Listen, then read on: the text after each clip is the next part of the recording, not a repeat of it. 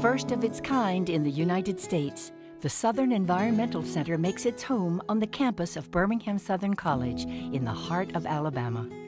Its mission is to increase awareness about the importance and practicality of eco-friendly living and to turn these principles into working solutions for the surrounding community. So we are not a research institution, we are not a think tank, we are a hands-on center. We want people to come in here and realize that air pollution is partially their problem. It's not just power plants, or it's not just industries or cars. Well, it is cars, but people are driving those cars. And so the center gives you a broad overview of factors that affect our water quality, our air quality, reasons why we have littering on the side of our streets, and why recycling may not be working in all communities. The center not only serves its host community, but is also a model for other institutions seeking to duplicate its efforts both nationally and internationally. This is incredible because we can actually teach people how to do it. And I think we need one of these. I am thinking, try to go to my city and try to bring this idea. All right, now, what we have here, to use big college words, we actually built this pile of trash to look like a bar graph. You'll get that later in school, like high school, something like that.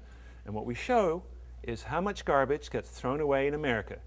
It's just going to become a growing problem. The graph, I think seeing that actually puts it in perspective. You can tell them all day long, but until they actually see it.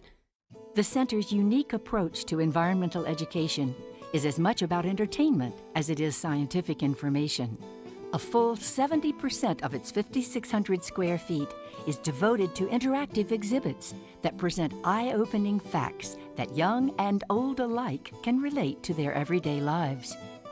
Kids like this because the way we've approached environmental education is to make it less formal. We use art as part of the medium. So when you go through this center, you see all kinds of funky artwork, a life-size sculpture of a man made out of thrown away electrical wire. Wireman is actually made out of electric wire that, when they build new buildings and stuff, you ever seen those, when they do construction, they have those big dumpsters right next to where they do the construction. You ever see how much stuff they throw in those dumpsters? Pieces of wood, and it's very wasteful.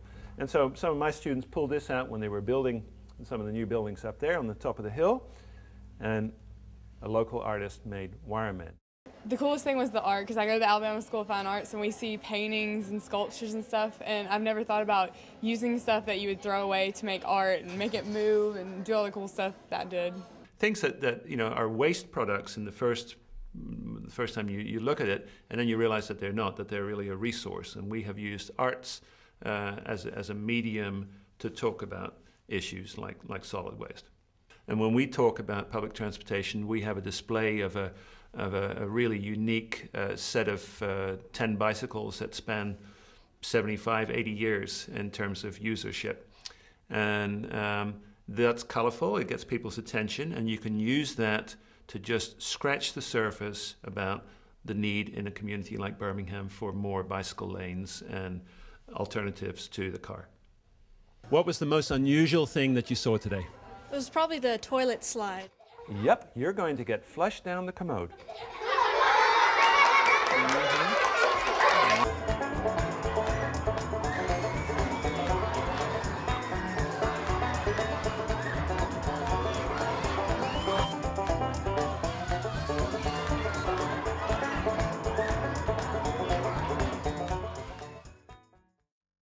Built on the principle that a healthy community depends on a healthy environment, the Southern Environmental Center not only advocates eco-friendly living, but also takes positive action to bring its community into harmony with its environment. In Birmingham, there's a lot of vacant land. Older neighborhoods where people have moved away, where there used to be houses. There's over an estimated 8,000 vacant lots in our metropolitan area. We have targeted that growing problem by taking those lots and working with community groups to transform them into community parks. Some part of the community, whether it be a hospital like our Healing Garden, or Seven Springs EcoScape, which is, a church, basically presents us with a need. We look at the land, and if it's a neglected piece of property, you really try and focus on how can we heal that patch of land. So basically, we start from the ground up, literally.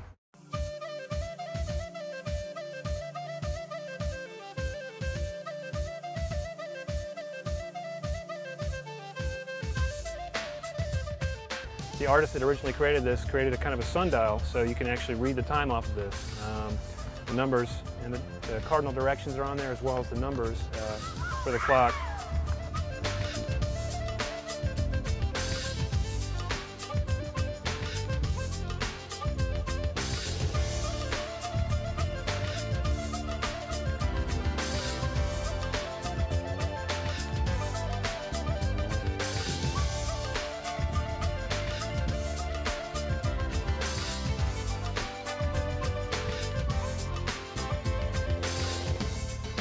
What we do then is to make urban ecoscapes in such a way that they're not just